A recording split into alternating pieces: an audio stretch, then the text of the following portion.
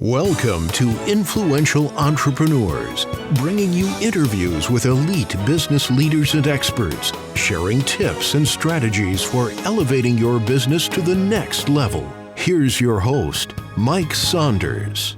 Hello and welcome to this episode of Influential Entrepreneurs. This is Mike Saunders, the Authority Positioning Coach. Today we have back with us Stephen Ross, who's the CEO of Ross Insurance Brokers, and they're a Dave Ramsey trusted provider. Today we're talking about working with an independent agent. Stephen, welcome back to the program. It's great to be back. I think this is really interesting because typically we as consumers of things, products and services, we are shown all the advertising online, on TV, on, radio, where it's like, if you need X, then call Y. So we see all of the insurance options out there being presented to us. And many times it is presented by the big names out there, the ones you see on the Super Bowl commercials or the big names. And so that's, like some of these corporate companies. We don't need to mention names or we're not going to bash anybody, but I know you want to talk about the differences of working with an independent broker or agent. So get us started with how that works. Yeah, I mean, for us, when we look at home and auto insurance, is that most people they have that relationship working with that one agent, and when the problem is doing that, they only see their rates. They don't really have the ability to see what else is really out there. And so what we really do is really do those comparisons with companies side by side. And it's really amazing when we do that comparison. Myself, when I do look at my own plan, every year it's changed. I've changed companies 3 times in the last 4 years, and it's $1,000 difference every single time. And if I was with that one company, man, that's $1,000 a year just gone to waste. And so what we do, working independently, we personalize and really get into what's most important to protect your assets, which is, like your home, your cars, and to make sure that there is really taken care of properly, providing that personal relationship rather than just, trying to run a quote online. The online doesn't really know your personal situation or what's in your backyard and that type of thing of what needs coverage. And I know, most people, when they go in there, they think they're looking at the same thing, but there's having those questions answered. That personal touch is so important to make sure that when something does go wrong, you have confidence knowing you're okay. I think that's a huge point. I want to dive in deeper on what you said about, your example of, you save money, because every 3 times out of 4 years, you've changed up your coverages, meaning, my auto is with this company, home is with that company. So that makes me wonder what in the world changes in the industry, because we know that rates can go up on all kinds of things. And I want to talk about what causes that, but what causes one company one year to be the best choice. And then the next year, lo and behold, it's a different company, maybe a combination of companies. Why would that change? A lot of it happens just by claims ratios. That company may not have had that many claims. And so therefore, they can maintain their rate level, right where it's at, whereas the company may have more claims and therefore they've got to raise their rates up. And so that's what happens. And sometimes some companies, they just want to be competitive. And so they may take a loss because they want that book of business. Why not take that ride for a season? Take advantage of it. That's what we do. They might be thinking, hey, let's get Steven into this at the lowball rate of X, and we hope that he's going to now add on this and this and this. Well, whether you do or not is not the point. The point is, give me the best deal for me right now. But making sure that it's the right coverages, and you touched on that when you mentioned it a minute ago. You want to make sure that you have the right coverages, because there might be addendums or add-ons or, riders or whatever the case is.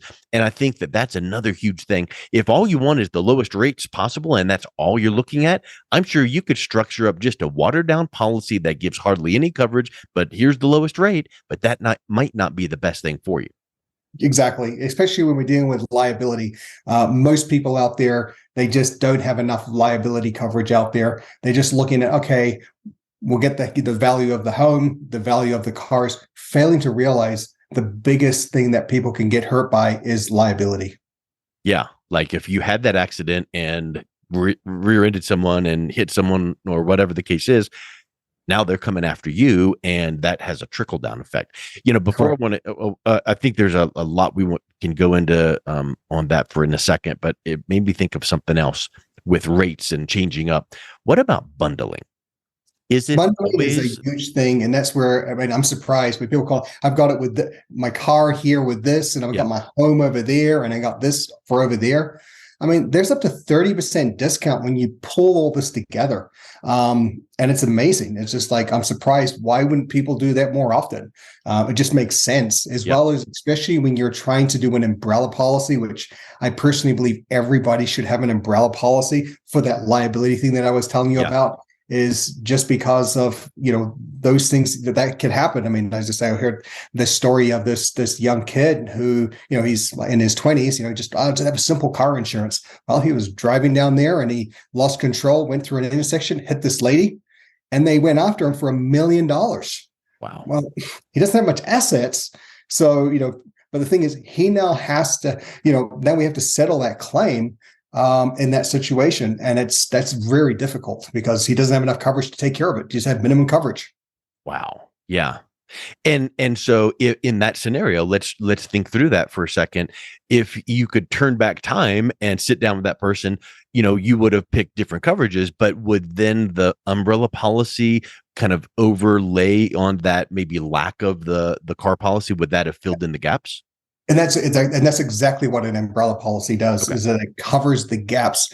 When we exceed the limit, it exceeds the limits, covers that, in that situation, so that, you don't have that, because, that guy there, the real story is, they can contact the employer and then take, up, depending on what state you're in, up to 20%, of, wages are garnished to pay that claim back for how many years it's going to take to pay that off. So, so first of all, if you don't have enough coverage and something happens, you might be on the hook for a lot of money. But second of all, you might have your paycheck hit, which now that's putting food on the table, paying rent, and even just like the embarrassment factor. Could you imagine getting the phone call from HR to say, please come in here. We got a call from, and we need to take money out of. That just gets down and sucks you in the gut. Absolutely. And people are totally are unaware, of that simple thing. It's very serious, and just people don't know about it. That's how far they can reach into your paycheck.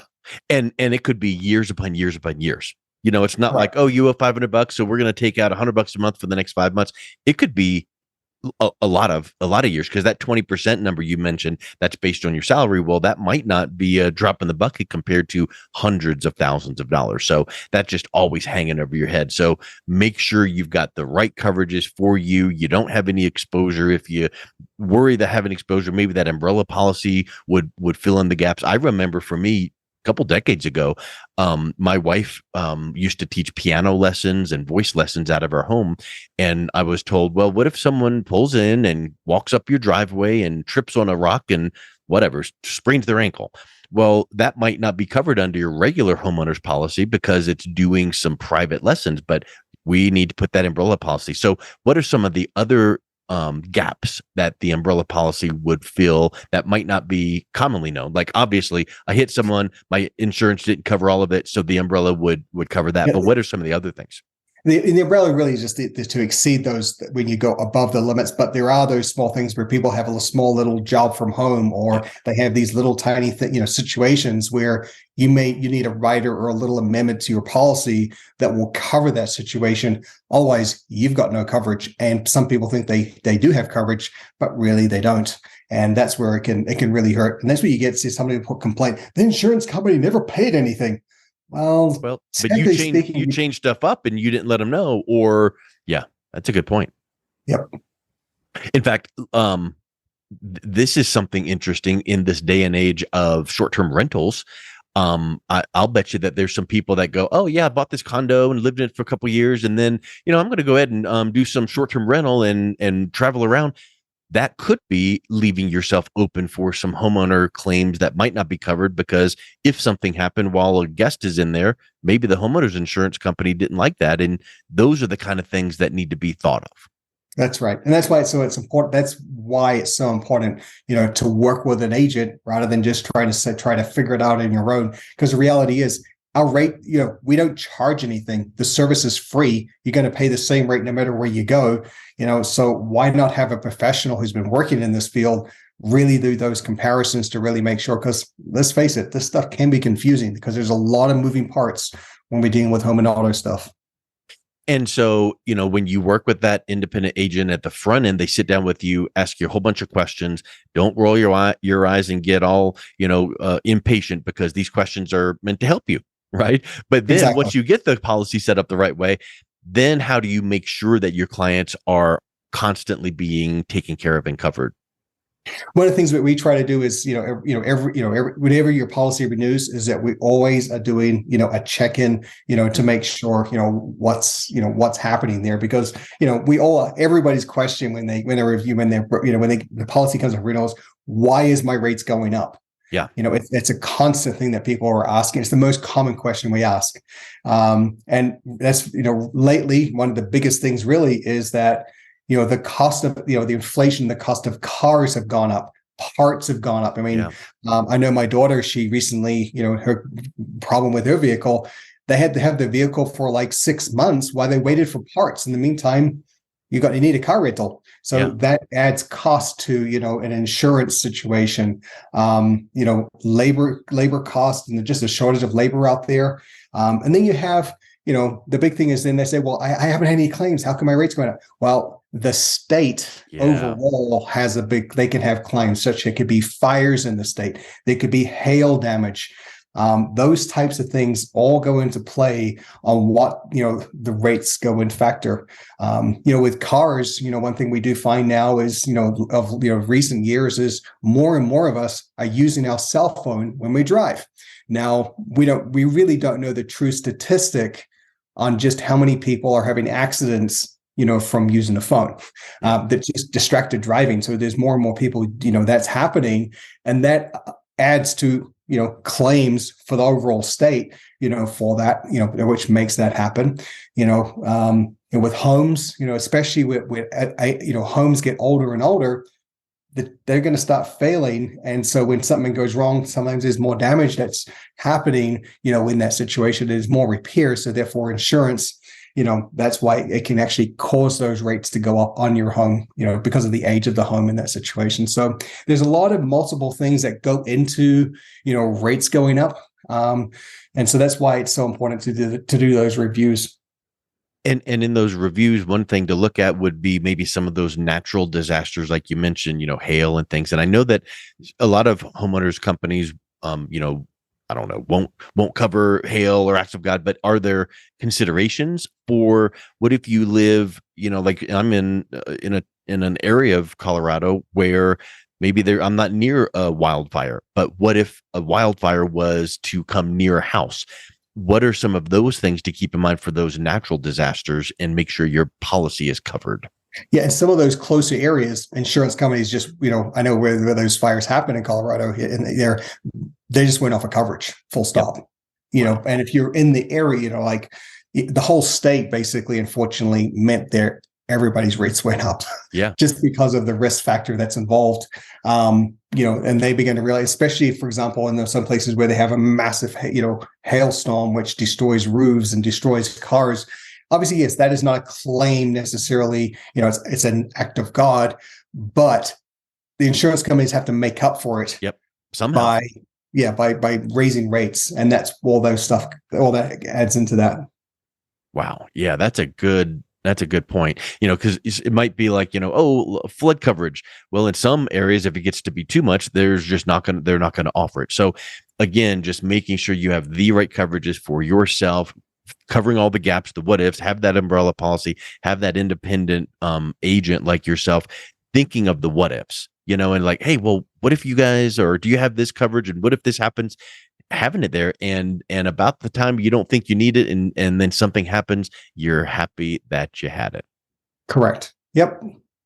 Well, I think that sometimes maybe just getting a second opinion is helpful. So if someone is interested in, hey, Stephen, can you take a look at what I've got for home and auto? Make sure we're in the right kind of a package. If we are, good, give me the thumbs up. If not, show me some opportunities. What's the best way they can reach out and connect with you? Yeah, the best way is to say go to our website, at rossbrokers.com. Okay. And there's a link on there where you can schedule an appointment. That's Ross Brokers at RossBrokers.com. And we'll be able to, just review things, where you're at, and make sure that there's no hidden things that you shouldn't be, that you're not aware of, to make sure you've got the adequate coverage there in your situation. Well, Stephen, thank you so much. These have been really helpful tips, and thank you for coming on today. You're welcome.